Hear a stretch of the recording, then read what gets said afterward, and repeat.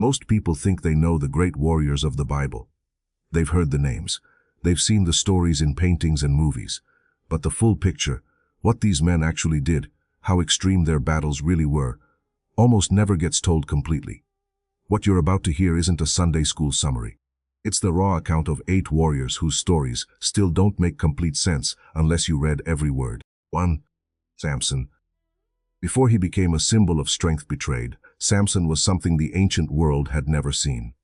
His story begins in Judges chapter 13, with a birth announcement from an angel, a child who would be dedicated to God from the womb, a Nazirite, set apart. No razor would touch his head. And in return, something extraordinary would live inside him. What made Samson different wasn't training. It wasn't armor or strategy. The text in Judges 14:6 describes the Spirit of the Lord rushing upon him, and in that moment, he tears a lion apart with his bare hands, as if it were a young goat. No weapon. No warning. He doesn't even mention it afterward. Then come the battles that defy logic. In Judges 15, after the Philistines burn his wife and father-in-law, Samson attacks them with such violence that the text simply says he struck them hip and thigh. Devastating slaughter. When the men of Judah hand him over to the Philistines bound with 2 new ropes, something shifts. The Spirit comes again. The ropes fall off like burned thread. And then, Judges 15:15, he picks up the jawbone of a donkey and kills 1,000 men with it. 1 man, 1 bone, 1,000 dead. But this is where things take a turn. The same man who could not be stopped by armies was brought down by a whisper in the night. Delilah cuts his hair, the Spirit leaves, and Samson is captured, blinded, and chained to a millstone in Gaza. Yet even that is not the end. In Judges 16:30, with his strength returned and his hands against the pillars of a crowded temple, he kills more in his death than he did in his entire life. The structure collapses on 3,000 Philistines, and on Samson himself. No warrior in the Bible operated at that level of raw, supernatural power, and almost none paid a higher price for it. 2. David. Before he was king, before the palace, before the throne, David was a teenager standing in a valley watching a giant curse his God. And something about that bothered him more than the size of the enemy. The story in 1 Samuel 17 is well known, but the detail almost no one slows down for is what David says before the fight. He doesn't talk about tactics. He reminds King Saul that he has already killed a lion and a bear with his hands to protect his flock. He says, in verse 36, "This uncircumcised Philistine will be like one of them." He wasn't making a bet. He was stating a pattern. Goliath stood over 9 feet tall by most calculations of the ancient cubit, covered in bronze armor from head to foot, with a spear described in 1 Samuel 17 as having a shaft like a weaver's beam. David walked toward him with a sling and 5 smooth stones, and dropped him with the first shot. But what separates David from a lucky marksman is everything that came after. 1 Samuel 18:7 records the people singing that Saul had killed thousands, but David tens of thousands. He fought Philistines, Moabites, Ammonites, Edomites, and Syrians, and won every campaign. 2 Samuel 8 describes him building an empire through sheer military dominance, with God described as giving him victory wherever he went. He also built an elite circle of warriors, the mighty men, men who had become legends because of him. A king who created warriors. A poet who could outfight generals. The combination has never been repeated in the text. 3. Joshua. When Moses died in the plains of Moab, one man was left standing at the edge of a land full of fortified cities, professional armies, and people who had been there for generations. That man was Joshua. And God's instruction in Joshua 1:6 was simple. Be strong and courageous. What followed was one of the most relentless military campaigns in the ancient world. Joshua 6 opens with Jericho, a city with walls so thick that houses were built into them. No siege engines. No conventional assault. God's instructions were a march, trumpets, and a shout. The walls fell flat, and Joshua's army walked straight in. But Jericho was just the beginning. Joshua 10 describes a coalition of 5 Canaanite kings joining forces to stop Israel, and Joshua marching his army through the night to catch them off guard at dawn. The battle at Gibeon is unlike anything else in the Bible. Hailstones fall on the retreating armies, killing more than the swords of Israel did.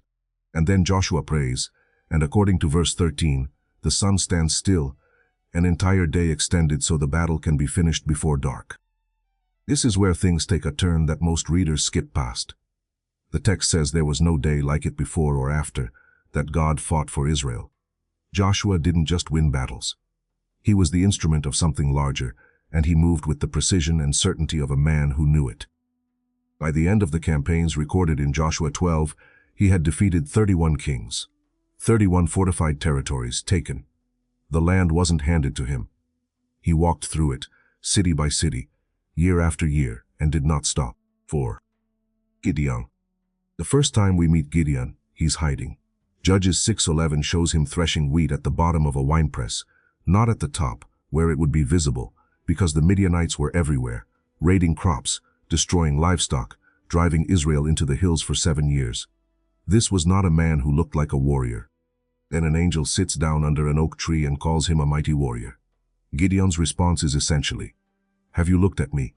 My clan is the weakest in Manasseh, and I am the least in my father's house." He asks for a sign.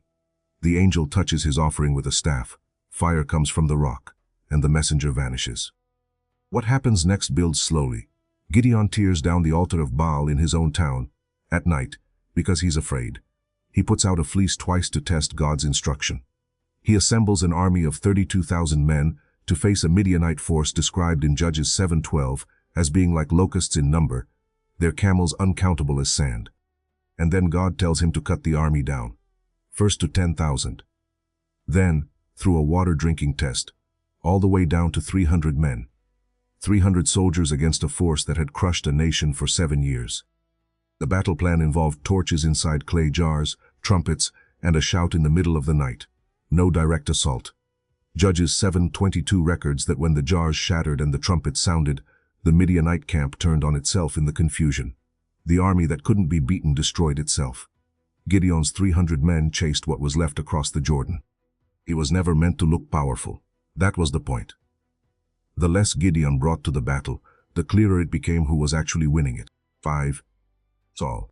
Saul is remembered for his failure, but before the downfall, there was a warrior who united a fractured nation through force of will, and through a body built for war. 1 Samuel 9:2 makes the physical description plain. He was head and shoulders above everyone else. When they searched for him at his anointing, he was hiding among the baggage, a detail that says as much about his personality as it does his humility. But once he moved decisively. In 1 Samuel 11, the city of Jabesh Gilead is under threat from Nahash the Ammonite, who demands the right eye of every man in the city as the price of peace. When the message reaches Saul, the Spirit of God comes on him and the text says his anger burned. He cuts a yoke of oxen into pieces, sends them across all Israel as a summons, and raises an army of 330,000 men in a day. The relief of Jabesh Gilead is swift and total.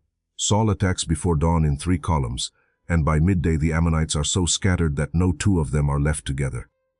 The campaigns that followed against the Philistines, the Moabites, the Ammonites, the kings of Zobah, the Amalekites, are catalogued in 1 Samuel 14:47, 48. The text says plainly that wherever Saul turned, he inflicted punishment, that he fought his enemies on every side, and that he did valiantly. The tragedy of Saul is not that he was weak. It's that a man built for war could not master what was happening inside him. Fear, pride, jealousy. The enemy he couldn't defeat was the one in his own head. And that, more than any Philistine spear, is what eventually destroyed him. 6. Caleb. There is a detail in the story of Caleb that most people walk past without stopping. In Numbers 13, 12 spies are sent into Canaan. 10 come back saying the cities are fortified, the people are giants, and Israel looks like grasshoppers by comparison. 2 say the land can be taken. One of those 2 is Caleb. He is 40 years old at that moment. And because of the faithlessness of Israel, he will spend the next 40 years in the wilderness, not because of anything he did wrong, but because of the generation around him. He waits. He does not stop trusting. This is where the story turns almost unbelievable. In Joshua 14, when the land is finally being divided, Caleb walks up to Joshua and says this, in verse 10 and 11. "I am 85 years old today, and I am as strong now as the day Moses sent me out. My strength for war is the same. Then he asks for the hill country, specifically the region held by the Anakim, the giant clans that had terrified the 10 spies 4 decades earlier. Joshua 15:14 records what happened.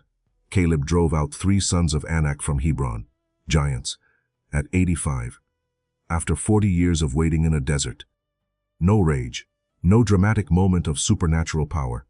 Just a man who had decided at 40 that God was right, and carried that conviction through a lifetime of waiting until he had the ground under his feet to prove it. He asked for the hardest territory available. He took it. That's not luck. That's a character forged over 45 years of choosing to believe when everyone around him chose fear. 7. Joab. Joab doesn't get sermons preached about him. He doesn't appear on murals or stained glass.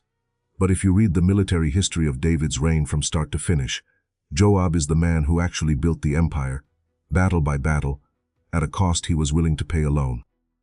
He first appears in 2 Samuel 2, commanding David's men against the forces of Abner, the general serving Saul's son Ishbosheth. When Abner kills Joab's brother Asahel during the retreat, Joab files that away. Later, after a peace negotiation between Abner and David, Joab takes Abner aside privately and kills him. David publicly mourns and curses the act. Joab absorbs it and keeps working. He leads the capture of Jerusalem in 1 Chronicles 11:6, ascending through the water shaft of the Jebusite stronghold and earning the position of commander-in-chief. From there, the wars of David become Joab's wars. He defeats the Ammonites and Syrians in a coordinated 2-front battle described in 2 Samuel 10, dividing his force, taking whichever enemy proved stronger himself, and leaving the other flank to his brother Abishai. He leads the siege of Rabbah. He commands the armies against Absalom during the civil war, and when David refuses to order Absalom's death, Joab makes the decision himself, drives 3 javelins into Absalom while he hangs from an oak tree by his hair. He knew what the kingdom needed. He was willing to be the one who did it. He is brutal where David is merciful. He is strategic where David is emotional. And in the end, 1 Kings 2:34 records that Solomon has him executed at the altar of God for crimes Joab never fully answered for in David's lifetime. History remembers David. Joab built what David needed to rule. 8. Benaiah. Most people have never heard of Benaiah. That's the detail almost no one notices, because his record, when you read it carefully in 2 Samuel 23 and 1 Chronicles 11, is the most precise, most specific account of individual combat in the entire Bible. He was the son of Jehoiada the priest, and he was over David's personal bodyguard. Those are his credentials on paper. What follows in the text reads like a military dossier. He struck down 2 of Moab's best warriors. The word used suggests they were described as lion-like men, fighters of elite reputation. He killed them both. Then, the text says, he went down into a pit on a snowy day and killed a lion. Not chased it off. Climbed into the pit after it and killed it. Then comes the moment that locks his reputation into scripture permanently. He faced an Egyptian who was 5 cubits tall, somewhere near 7.5 feet. The Egyptian was holding a spear like a weaver's beam. Benaiah went at him with a club, wrestled the spear out of his hands, and killed him with his own weapon. That account appears in 1 Chronicles 11:23 with the specificity of an eyewitness report. This is where his story takes its final turn. Because of what he was, David trusted him completely. He was loyal through the rebellion of Absalom, through the attempted coup of Adonijah, and he stood by David's chosen successor Solomon when almost no one else did. In 1 Kings 2, Solomon makes him commander of the entire army, the position Joab had held. Benaiah is what happens when elite physical ability, complete loyalty, and cold nerve exist in the same man. He never failed the man he served. Not once. 8 warriors. 8 completely different stories. But if you set them side by side, one thing becomes clear. The most powerful thing any of them carried wasn't a sword or a sling or a jawbone. It was conviction. Samson when the Spirit moved. David when no one else would move. Joshua step by step across an entire land. Gideon with 300 men and clay jars. Saul before fear took root. Caleb after 45 years of waiting. Joab doing what others wouldn't. Benaiah going into the pit. The Bible's greatest warriors weren't great because they were fearless. They were great because they moved anyway. If this showed you something you didn't know was in the Bible, share it with someone who needs to see this. Leave a like, subscribe if you haven't already, and turn on notifications so you don't miss what's coming next. See you in the next video.